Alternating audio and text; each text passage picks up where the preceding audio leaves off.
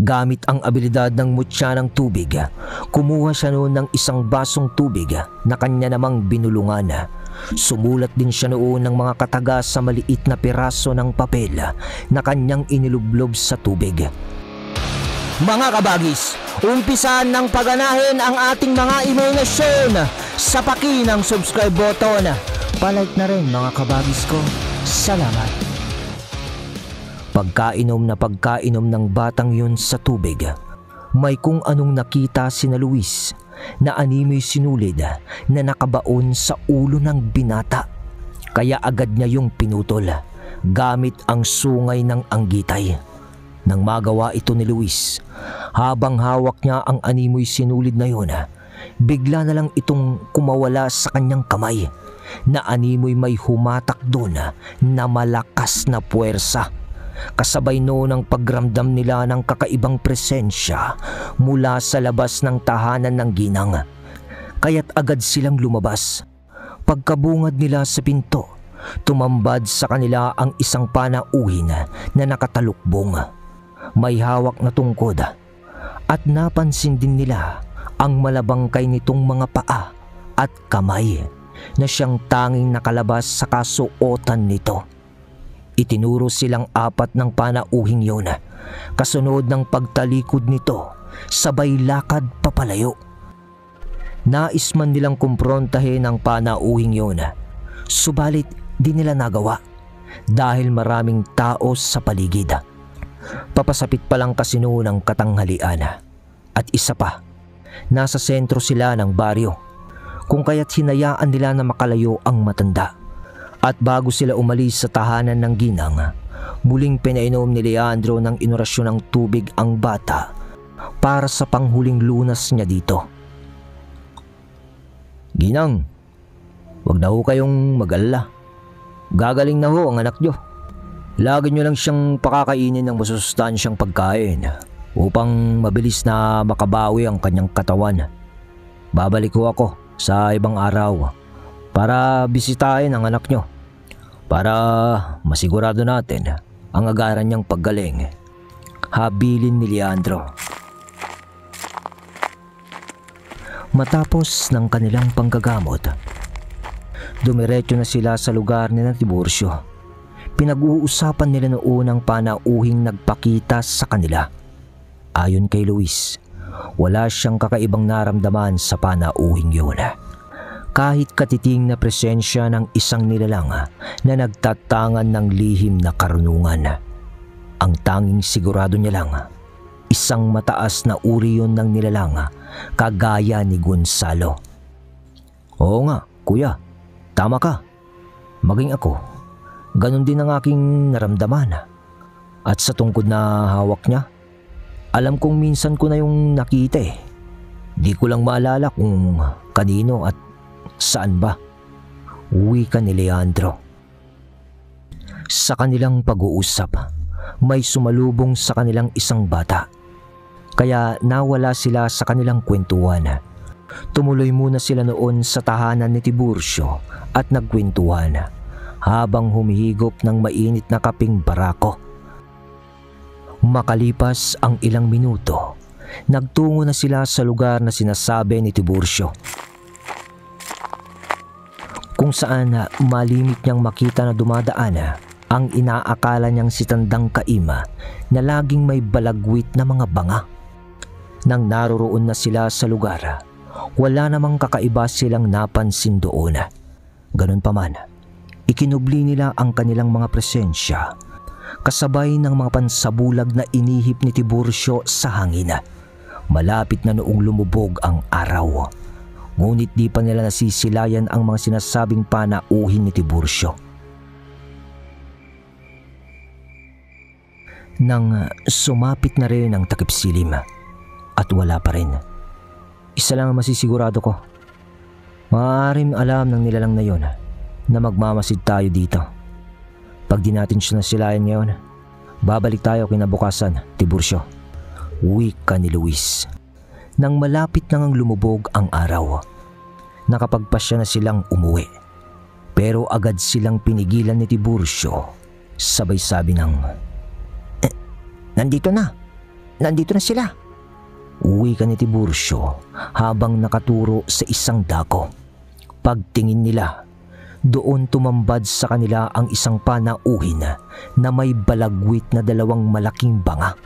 Halos kasya na nga ang tao doon, ayon kay Luis. At nang dumaan na ito malapit sa kanila, agad silang nagpakita at hinarang nila ang taong yun. Manong, maaari po ba naming malaman kung sino kayo? At ano yung daladala nyo sa banga? Maaari ho ba naming makita at malaman kung saan nyo ito dinadala? Wika ni Luis. Pagpasensyaan nyo na. Iha, kung dito lagi ako napapataan sa inyong lugar. Dito lang kasi ang malapit na daanan patungo sa pinag-iimbakan ko nitong mga banga. Mga binurong karne lang naman ng mga hayop ang nakalagay sa loob nito. Pero sa ikatatahimik nyo, malaya nyo itong makita. Sagot ng isang lalaki na di pa gaanong katandaan habang ibinababa ng marahan ang mga banga sa lupa. Tapos ay binuksan niya ito. Sabay bigay niya ng daan kina Luis para ipakita ito sa kanila. Habang lumalapit sila doon, nakatitig sila sa matanda. Nang nasa harapan na nila ang mga banga, agad nila itong tinignan. Wala naman silang kakaibang nakita doon, kundi ang mga karning binuro. Nag-iimbak kasi ako ng maraming pagkain sapagkat alam kong darating ang isang araw. Magkakaroon ng krisis dito sa inyong baryo. Taga rito rin ako. Madalang lamang akong lumabas Wika ng panauhin. Subalit sa sinabi ng panauhin, para bang ayaw maniwala ni Luis, kaya di niya inalis ang pagtingin niya sa loob ng banga. Inaaya na siya noon ni Leandro, subalit di niya pinapansin ang mga ito. Hanggang sa kagitin ni Luis ang kanyang hinlalaki, dahilan para yun ay dumugo. Sabay bulong niya doon ng isang orasyon, tsaka niya ipinahid sa gilid ng banga. Nang gawin ito ni Luis, narinig niya ang bahagyang pag-angil ng panauhin sa kanyang harapan. Kaya napatingin siya dito na nakakunot ang mga noo. Nang sandaling yun ay tinatawag na siya ng 3 niyang kasama para ayaing umuwi na. Subalit napabunot ng mga patalimang 3 nang makita nila ang sitwasyon sa pagitan ni Luis at ng panauhin. Si Luis naman noon, mabilis na napaatras mula sa banga nang bigla na lang may lumabas doon na isang nilalang na may mahahabang balahibo sa katawan at may malaasong pagmumuka. Nanlaki ang mga mata niya noon nang makita niya ito, sapagkat kahalintulad ang anyo nito sa apo ng matandang si Tandang Caim. Malakas, bulong ni Luis, sabay bunot niya ng Carmona. Maya-maya pa ay nasa tabi niya na rin ang 3. Sinasabi ko na nga ba? Hindi lang simpleng bagay ang laman ng mga banga yan. Sambit ni Tiburcio.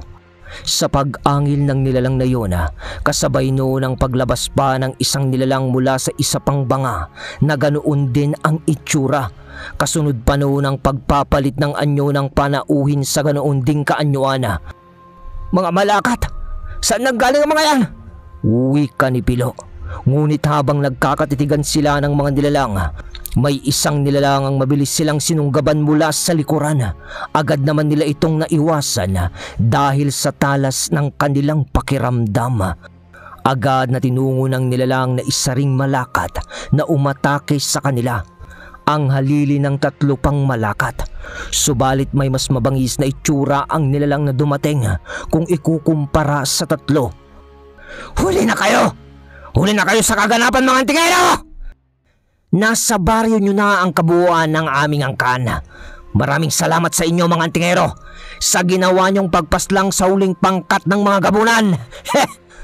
At sa apo ng mga birtudes na isa ring gabunang antingero. Hindi naman sa sinasabi naming natatakot kami sa kanya, pero ang mga mutyang tinatanga niya ang dahilan upang umiwas kami sa kanya. At ngayong wala na siya, malaya na kaming gumalaw ng naaayon sa aming kagustuhan.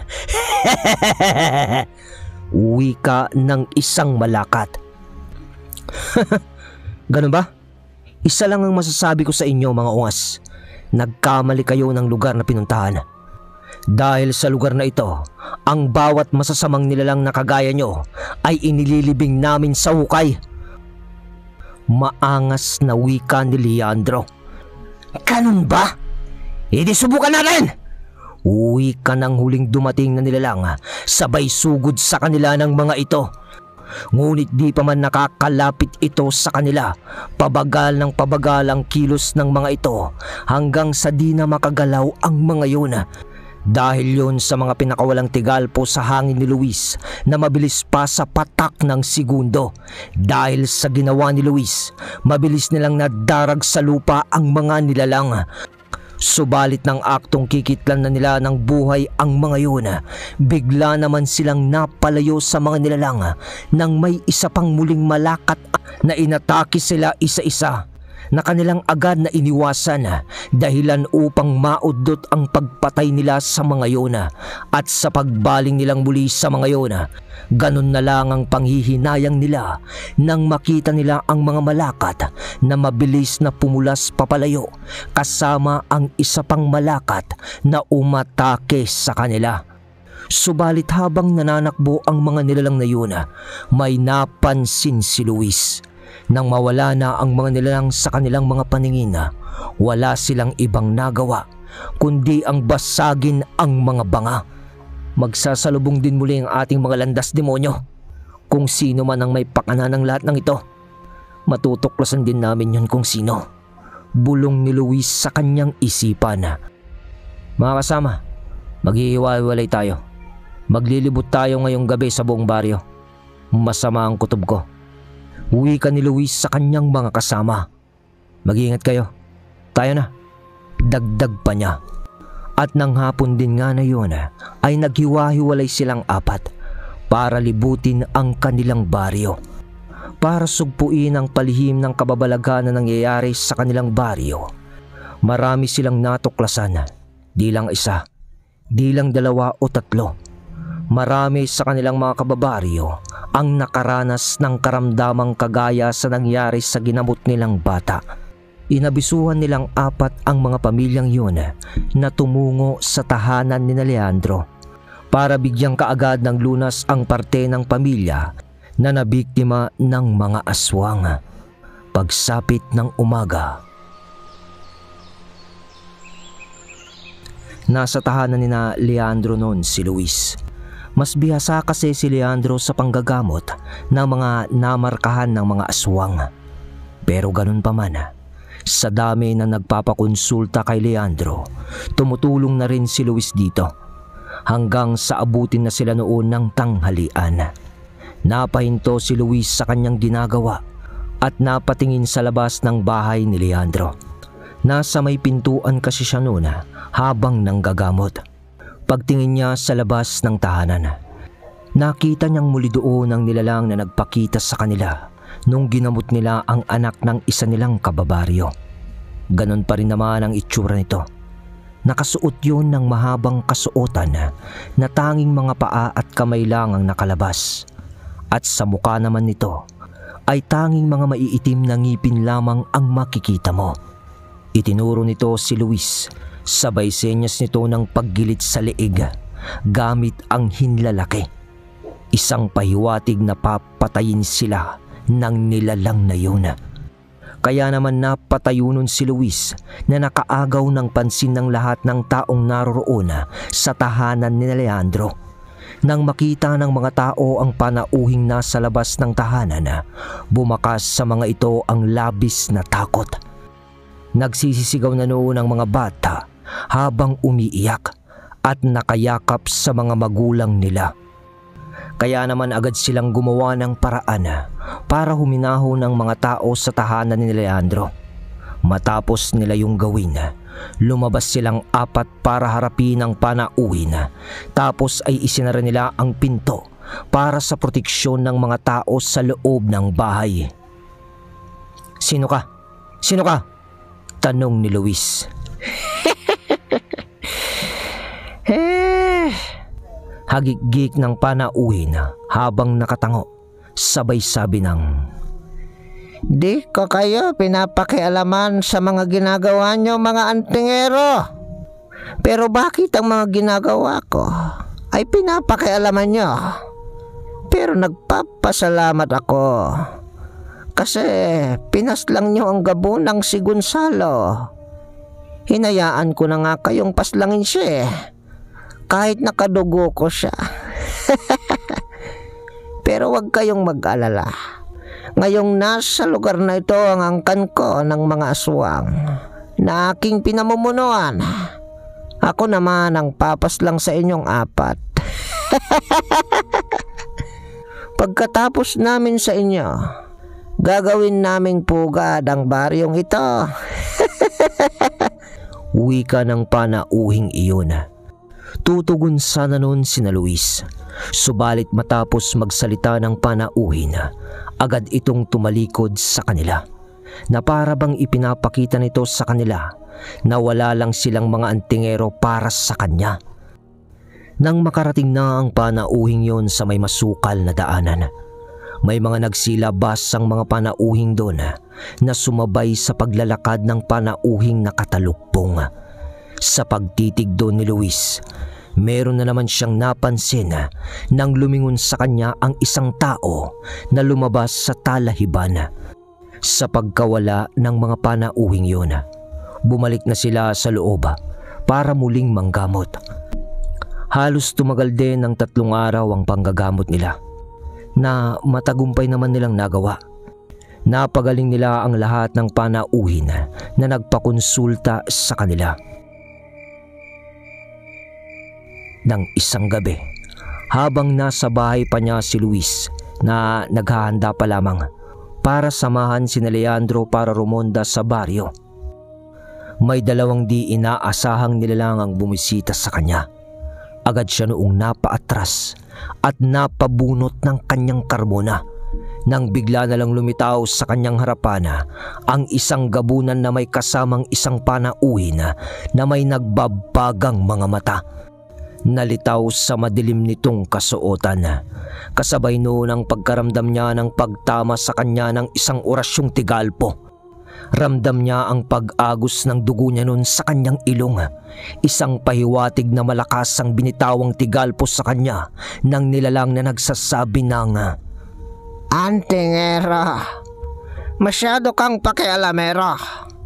Sinabutahin yung lahat ng aming pagkain. Kung ako sa inyo, itigil nyo na ang mga ginagawa nyo, sapagkat pagpatuloy pa kayong nakikialam sa aming mga ginagawa, idadamay ko pati pamilya ng mga kaibigan mo, pati na rin ang pamilya mo, Luis." Wika ng panauhin sabay tanggal nito ng talukbong. Ano? Tandang Kaim? Sabi ko na nga be, may masama kang binabalak sa kabila ng kabutihan mong ipinapakita sa amin. Gigil na wika ni Luis, sabay bitaw niya ng orasyon para basagin ang tigalpo sa kanyang katawan. Yan ang wag na wag mong gagawin, Tandang Kaim. Dahil anuman ang pagbabanta ang iyong gawin, hindi mo ako kayang takutin. Dagdag pa ni Luis. Huwag mo kaming susubukan, Luis. Oo, maaaring natalo mo si Gonzalo na kinatatakutan ng mga malakat na umanib at kinikilala ang aking kakayahan. Pero di ibig sabihin nun, kaya mo na din ako. Nag-iisa ka lang sa pagkakataong ito. Kaya kayang-kaya kitang durugin kung aking nanaisin. Pero bibigyan pa kita ng isa pang pagkakataon. Kapag nakialam ulit kayong mga antingero, iisa-isahin ko kayo. Huwag na huwag niyong kakantihin ang kagaya kong isang birtudes. Wika ni Tandang Kaim. Paano? Aalis na ako. Mag-iingat kayo.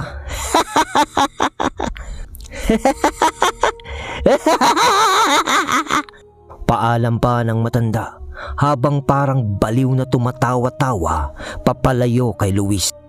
Pag-alis ng matanda, napabuntong hininga si Luis. Tsaka siya nagmadaling kinuha ang kanyang mga gamit.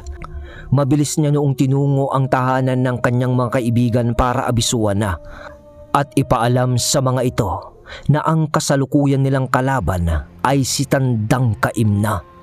Nagpaalam din siya sa mga ito na pupunta siya panandalian sa kabilang bayan para abisuhan ang kanyang mga kamag-anak doon na maging handa sapagkat anumang oras ay maaaring may lumusob sa kanila na mga kakaibang nilalang. Una niya noong pinuntahan ay ang kapatid ng kanyang ama na isa ring albularyo.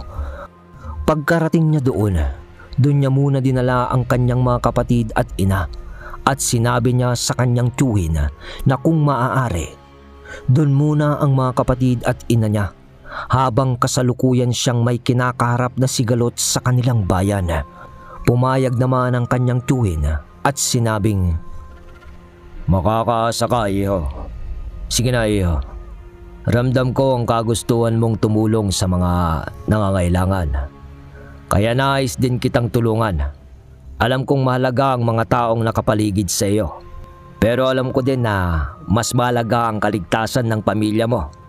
Kaya umasa kang gagawin ko ang lahat para protektahan sila kung sakali may mangyayaring di ka nais-nais dito sa aming lugar." Wika ng kanyang tiyuhin. Bago siya bumalik sa kanilang baryo, ipinapanday pa niya sa kanyang tiyuhin ang Carmona na kanyang sandata. Bahagya na kasing nawala sa hulma ang talim nito dahil sa mga labang pinagdaanan niya. Matapos ang araw na yun, bumalik na siya sa kanilang bayan. Pagdating niya sa kanilang tahanan, nagulat siya dahil giba ang mga bakod noon. Puro bungkal ang mga lupa at may bahagyang kalmot sa dingding ng kanyang tahanan. Nasa maayos pa naman ang mismong bahay, pero marami ang bakas sa paligid na waring sinadya ang ginawang pagwasak sa kanyang bakuran. Nang bubuksan na niya ang pintuan, may nakita siya doong nakasulat na nagsasabi ng, "Sa susunod na nakialam ka pa, buwang ka ng malakat at ako ang makakalaban niyo." Basa ni Luis dito